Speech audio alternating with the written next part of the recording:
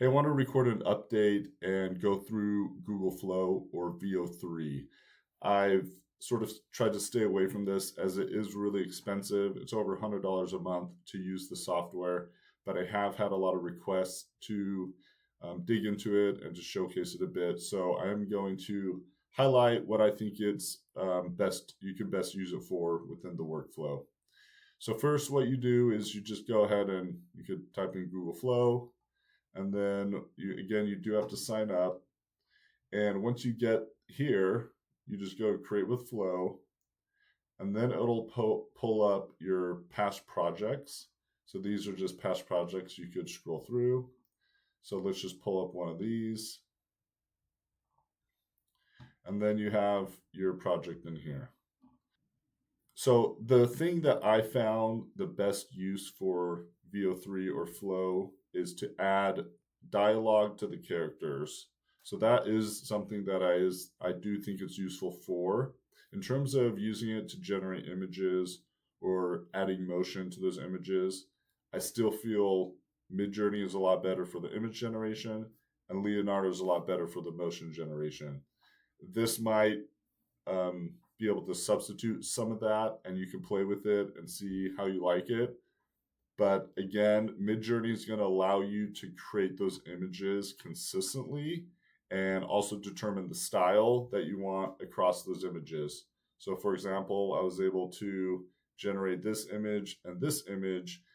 Although they're completely different, they do have the same sort of style and look to them, which other image generations, you can't do. It just will randomly generate. And that's why so many AI films look so bad.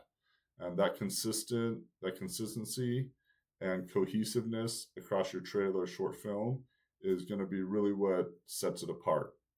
So again, adding the dialogue to the characters is something that's going to be really nice.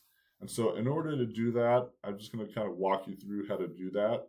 And then you guys, if you do want to play with it, you can play with the image generation, some of the motion generation, but I still recommend keeping the same workflow that I've showed you and just using this to add the dialogue to the characters.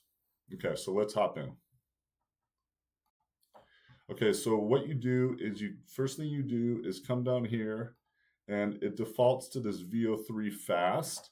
If you kept it on that, it'll generate some different videos with the audio and the dialogue, but it won't work. It won't look good, and I've tried it. So best thing to do is just go here and switch that VO3 quality. So again, that's going to help improve the quality of that. And then what you do is you come down here where it says text to video and you go frames to video. And then it gives you ability to add multiple frames. We're just going to add the first frame as we're just using one frame. So let's just grab this frame right here. And now it's down here. I'm going to scroll. So now you can see this is the first frame.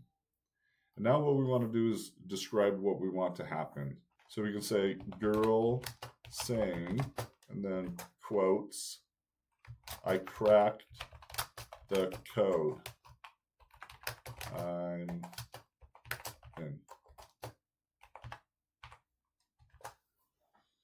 Okay, so let's generate that and see how it does. Okay, so that just finished generating, and let's see how it did. I cracked the code, I'm in. Okay, so then you could download that, obviously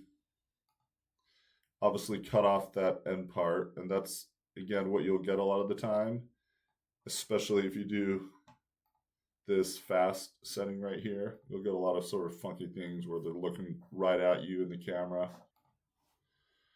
Okay, so now you might want to do that again, okay? Because if you're gonna maybe have a longer scene or something like that, I did 2 different scenes where I have a close-up with her speaking and then a farther away one. So I'll just show you what this one looks like. It was never just about thrills. Synapse was built to test how long a mind could survive before being overwritten. And what's nice is it does add sound effects too. So you can say have her typing with keyboard typing sounds. So all of that's great. So you could add some sound effects with this, add some dialogue. But now let's say her voice sounded different in this one than it did in this one. How would I fix that? Because if you added that to your trailer and she's speaking, it'll just throw everything off. And so what you want to do then is just go ahead and create your dialogue in 11 Labs. And when you add these videos, you'll just mute the video with her speaking and then just have the sound of her speaking through that 11 Labs and just match up the lips. It's not hard. Just have it start when she's starting. And then, if you need to slow the video down or speed it up to match it perfectly, that's how you do that. But that way you can generate a longer sort of conversation and just generate the dialogue with 11 Labs, and then just use this for all of the lip syncing that you'll already generate with the software. Okay, and I did want to just quickly show you how I'm able to sync up the 11 Labs audio with your frames that you just generated with Flow. So right here, I have this scene, and this was generated by me telling Flow what I wanted him to say, but then I just muted this. I just muted that and took out the audio from that, and then I overlaid it. I overlaid that, but I added the 11 Labs audio with him actually saying that. So that way, this one, I did the same thing. That way, this 11 Labs audio is the same person speaking, and the video that was generated through Flow is most likely going to sound differently each time you do it. So this video sounded different than this video. So let's hear what it sounds like with 11 Labs. Ladies and gentlemen, we are entering a new era.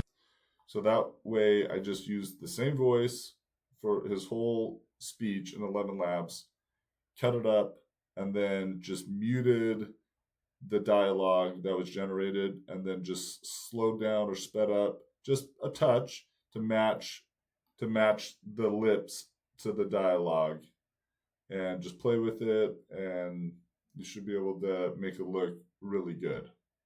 So I hope that helps with that part of it. So I hope that helps. Again, feel free to message on the community with any additional questions.